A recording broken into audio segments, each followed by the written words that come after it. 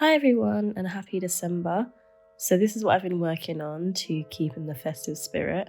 I've just been crafting up Christmas decorations because honestly the ones in the store are just far too expensive, and I was like, I just want to make a little project out of this, and this is how they turned out. To make this I mainly used clay, some twine and some other bits and pieces that I just wanted to upcycle, I guess. And to begin with, my main tip I would say is try and use as less clay as possible, because I noticed that, as you'll see later in the video, hanging these up is kind of harder when you're using a lot of clay and it like looks uneven. So to begin with, I didn't even know what I was going to make. I was just sort of going with the flow and just seeing what I sort of came up with. But I started with this little mushroom, which I thought was super cute. I noticed it was quite hard to assemble the parts of the clay because they just wouldn't stick together. But I made candy canes as well, and I would recommend doing this with coloured air dry clay because it just looks so much better, and I'm far too lazy to paint them. And it's a lot easier to roll out and make into little baby candy canes. And you haven't got to attach these to twine or string or anything. These can just go directly on your tree, and you can make them any size you want. To make the roses, I just flattened out like finger shapes of clay and wrapped them around the rose, with one side flatter than the other. And then I brushed out the petals to make them look more rose-like.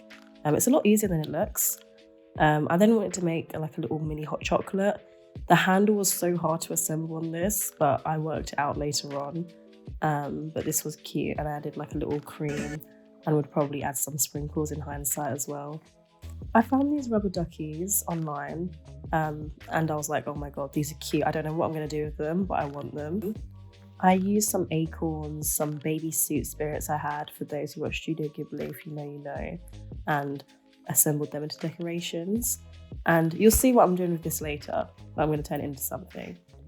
All the air dry clay dried into a lighter colour, but it all sort of like fell into separate pieces. So here I am with a glue gun, assembling everything, which is totally fine, into place. It was more secure, and that it wouldn't sort of fall apart later on.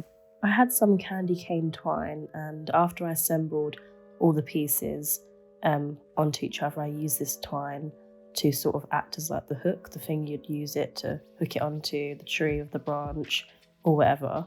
And I used a glue gun to assemble that into the top of the decoration. And I try to keep it as central as possible so that it wouldn't fall at an angle.